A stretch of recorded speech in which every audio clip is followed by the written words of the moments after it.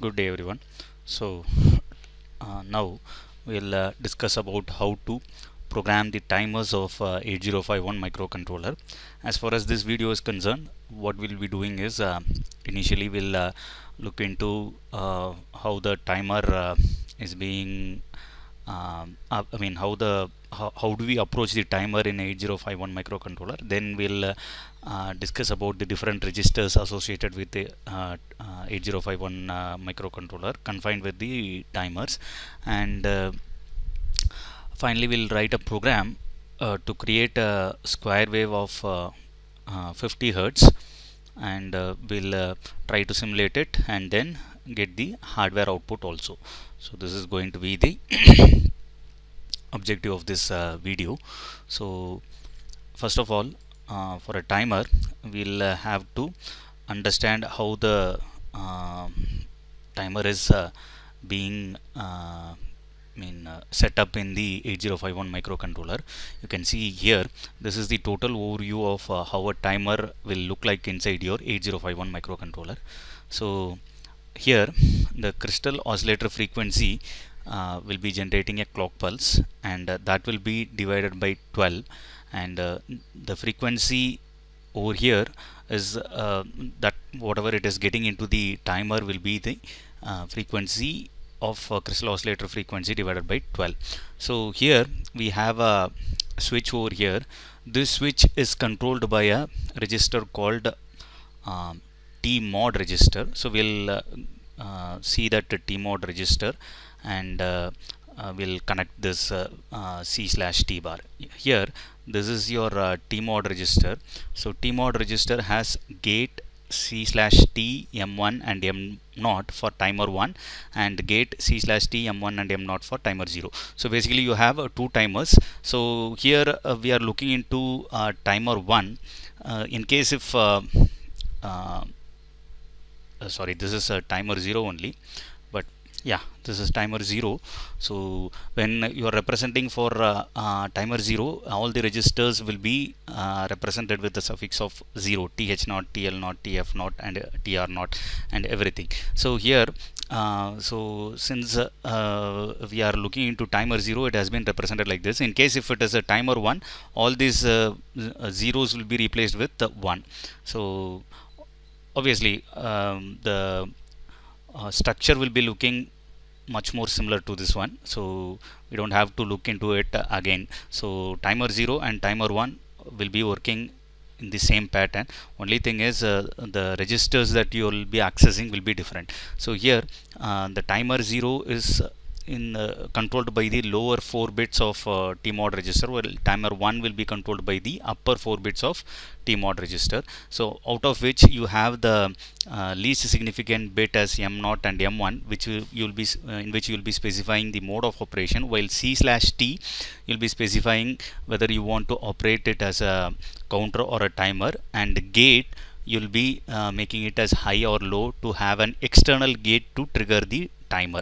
So this is the same for timer 1 also. So C/T means counter or timer or external gate, and M1 and M0 is for mode of operation of timer 1. So here let us look into this one, C/T bar. So when you are specifying 0, so it becomes like a timer, while if you are specifying it as 1, so in this particular bit if you are specifying it as 1, it becomes like a counter. So when it becomes like a counter, instead of taking the clock pulse from the crystal oscillator frequency, your timer that particular block will take the input from T0 pin, wherein you'll be connecting an external hardware signal, wherein if you want to count the number of pulses that is getting inside your inside your microcontroller, then you'll be using this particular operation. So in case if you don't want to use it as a counter, you'll be connecting it to the crystal oscillator frequency.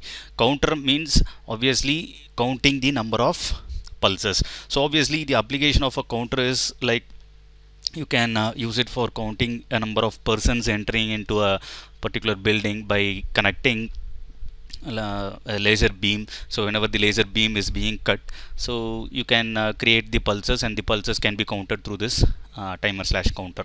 So that is the application. So as far as this program is concerned, we are not going to do anything with the counter. We'll be doing it with the timer only, but we should know what is the application of this counter. So when you're using it as a counter, the signals has to be fed through the T0 pin, that is pin 3.4 of the 8051 microcontroller. So that is the one. Then the next is the gate. As I've already told you, if gate is made as 0, so obviously here a NOT gate is there, and so 1 will be given to this OR gate. So it won't look for the signals from pin 3.2. So when this one is 1, so this particular OR gate will give a 1 over here, and this is an AND gate. This AND gate will expect an signal from TR0. TR0 is timer run bit. So this TR0 is available in your TCON register. So you can see TR0 and TF0, while TR1 and TF1 is for timer 1. So TF0 is timer flag. So timer flag will come into picture when your timer completes its job of checking whether the time is over or not. So that is the function. So so when you are making it as a 0, TR0 will be the deciding factor for triggering the TH0 or TL0. In case if you are making this gate as 1, obviously it will give a 0 over here. So obviously it will expect a 1 from this particular pin. So if pin 3.2 is 0, it won't start. It won't make this even if TR0 is high, this AND gate will not allow this timer to start.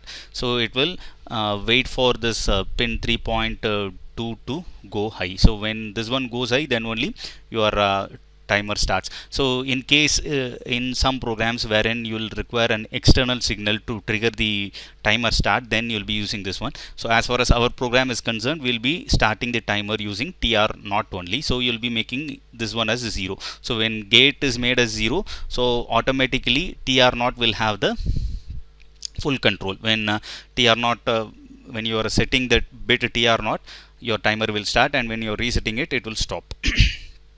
So this is the function, and TH0 and TL0 are the timer register. So wherein you will be putting the values for you'll be designing the values for whatever the time delay that you want, and you'll be putting inside the TH0 and TL0. And when you start the timer, the TH0 TL0 will be rolling on, and when it goes to the maximum value as FFFF and +1 when it gets, your timer flag will be setting, as your carry flag is used to get set when you increment the values inside an accumulator.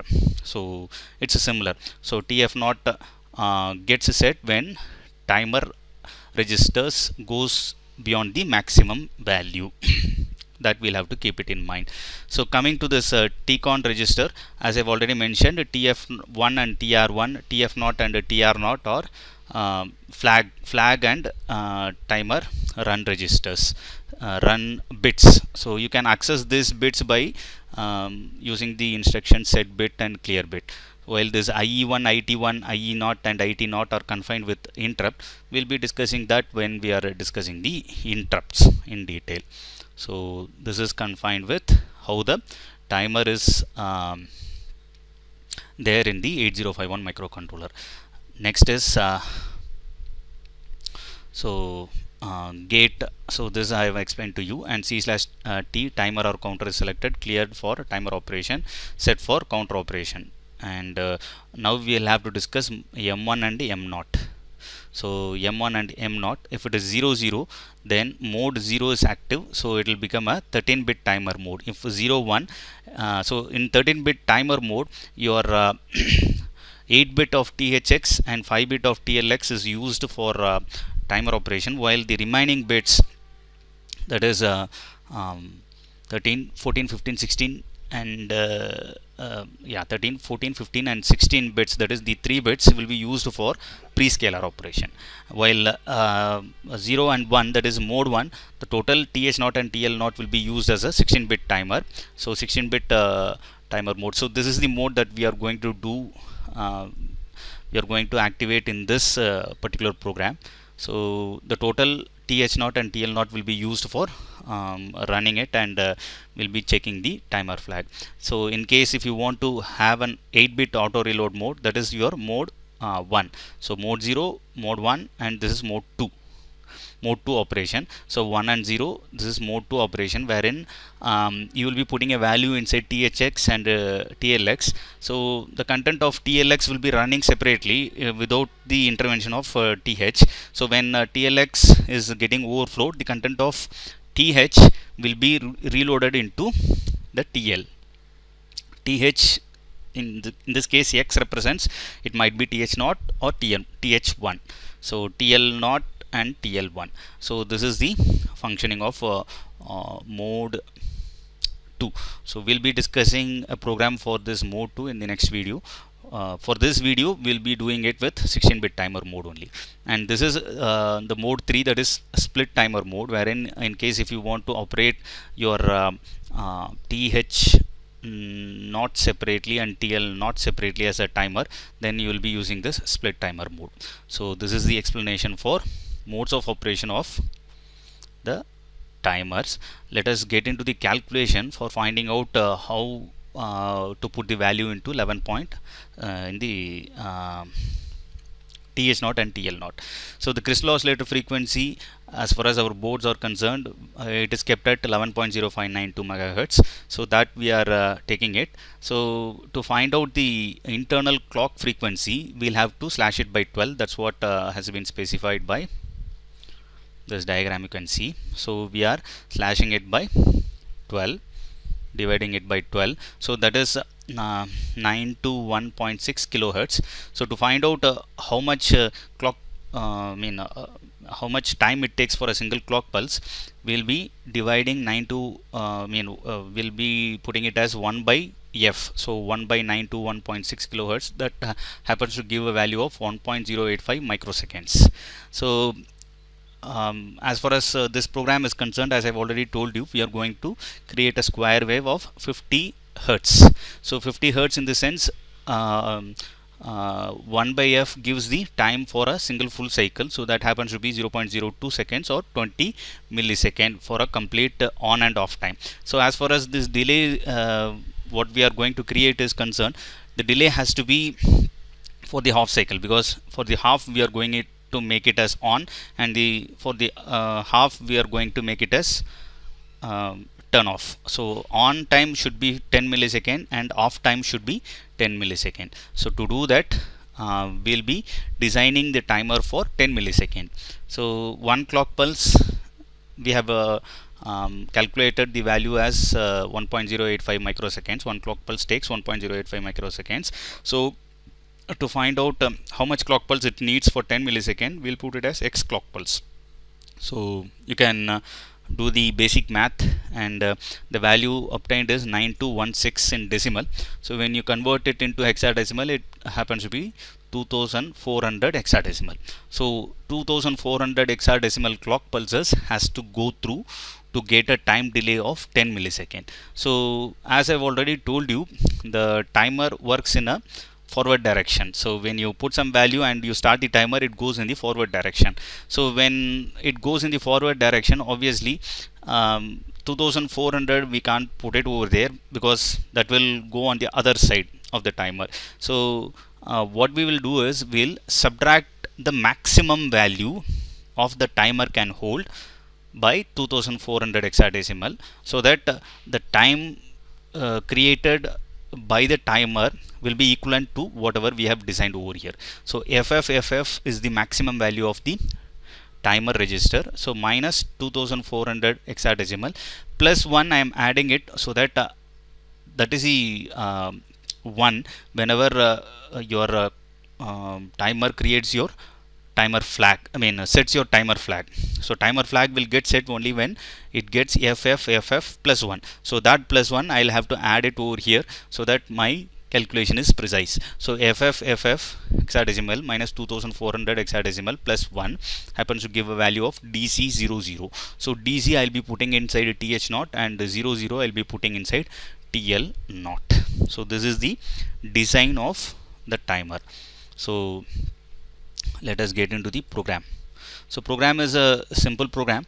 So what we are going to do is we are making it as mov p0 comma hash 0 ffh. So I'm using the whole port p0, so making it as high, and I'm calling the delay. Then again I'm making it as a 0 0. So this is on time, sorry, this is the on part, and this is the off, turn off part.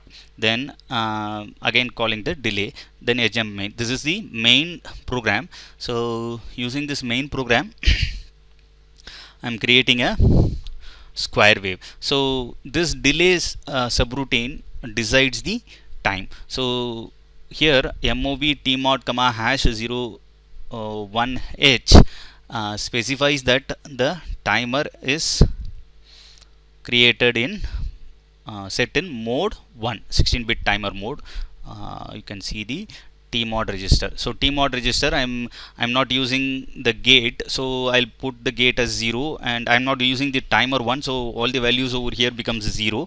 So the gate, I'm not going to use it, so I'll put 0, and c slash t bar, I'm not going to use it as a counter, so this also becomes 0 for timer. So m1 and m0, 0 and 1. So that's the reason your tmod is having 0x hash 01 hexadecimal. So this specifies your, makes your timer 0 in mode 1 operation. So mov IE is not required for this program, so I'll remove that. mov th0 comma hash 0 dc and mov tl0 comma hash 00 h. So I'm putting the values of dc and 00, whatever we have designed, into th0 and tl0. Then set bit tr0 is the timer run bit, where it starts the timer after this instruction. Then I need to check whether the tf0 has been get set or not, because tf0 when it is get set, it means that the timing is over. So when it is get set, I'll have to come out of the loop. So till then it will be in this particular instruction itself. JNB is jump if no bit. So tf0 when it is 0, so it will be jumping inside this particular instruction itself, and when it has got to, when it is getting set, it will come out of this loop, and I am clearing the timer run bit and a timer flag, and I am returning to the main program.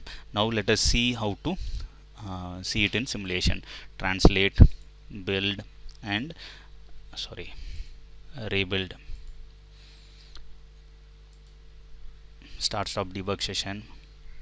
So here what you're supposed to do is always click this view and analysis window, you click. So in setup, so already I have done that, I'll do it again. So click this new insert and type p0.0, that is I am using port 0 in the 0th bit, and click close. So one more thing, so you will have to select this as bit, display type should be bit, then you can run it. So you can see a square wave has been generated. In case if you want to check the frequency, first stop it, then click this signal info and this cursor, and then you keep one leg over here and the other leg over here. You don't have to click, just place it over here. You'll find the delta. You can see 10.02 millisecond, almost 10 millisecond we have obtained for the half cycle. The same thing is for the full cycle also. So you can zoom out to check how things have happened.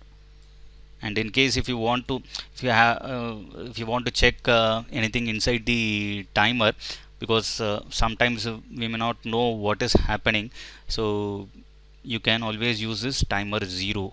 So you can see what is the value available in tmod and what mode of operation is going on, and the value of th0 and tl0, you can see that it is rolling on. So this is the timer. So this is one way of writing the program, and I'll tell you another way wherein instead of this instruction you can always use set bit p0.0. So here I am using only the port pin P0.0. I'm not using the whole port. So by using this kind of a programming, you can always increase the number of port pins available for other functionality. So set bit P0.0 and CLR P0.0. I am saving it. Translate, build and rebuild. So here I'll give P0.0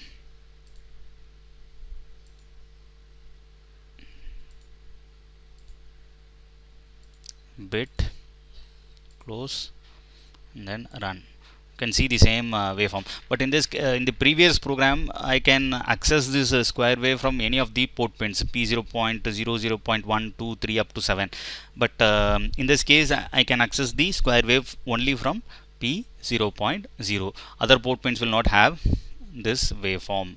Other port pins in the port 0 will not have the square wave. So this is one way of writing, and we can go for writing it in one more way also, wherein you can delete these two things. You can put it as CPL P0.0 a call delay s jump main. So this is the main program where it runs and it complements the value of P0.0. So the number of instructions in the main program, it's a bit reduced as far as this particular program is concerned. So let us check.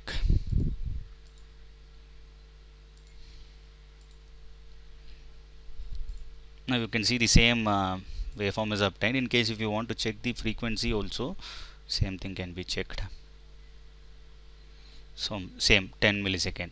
So whenever you have a program wherein your number of instructions is a significant factor, you can always use this like complementing. So this is the way that you go for writing the program for programming the timer of 8051 microcontroller. And the next is we need to dump the same thing into your 8051 board. So before doing that, as we have done in the previous cases, this crystal frequency should be set as 11.0592 megahertz, and use on chip ROM, click output.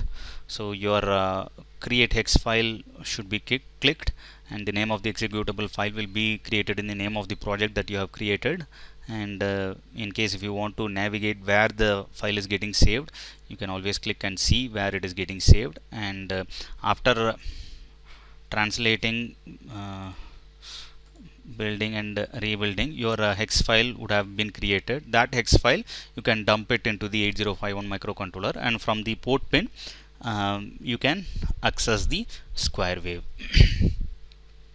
So this is the procedure explanation for programming the timer. Let us now see how to dump it into the hardware board and get the output from the port pins. After doing the simulation, so you can click on this options for target and make this crystal frequency as 11.0592. Click this use on chip ROM. In the output, click create hex file, and the name of the executable file will be whatever the name that you have created for the project. So that happens to be first in this case. So it is in the objects, and you can navigate and check. So it is in the objects.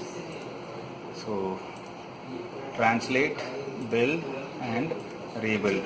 My first .hex will be created. So the hex file that now I am dumping it into the processor.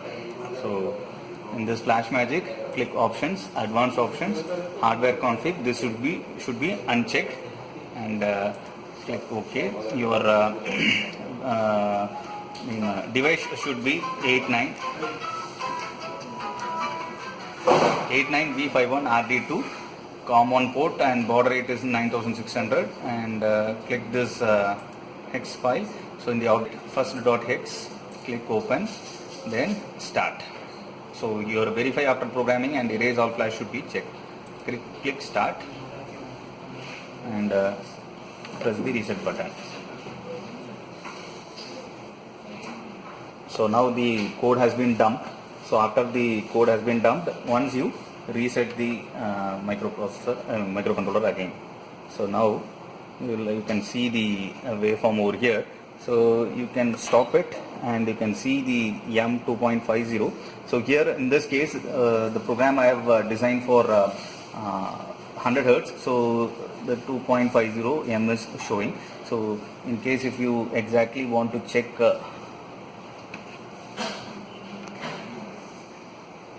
the value of the delay, you can fix it like this. You can see. So you can see one box is 2.50.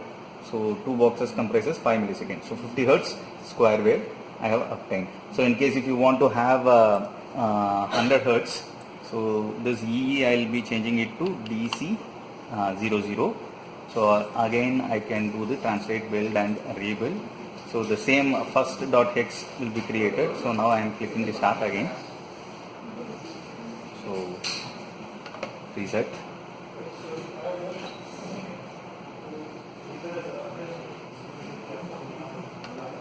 Again now so you can see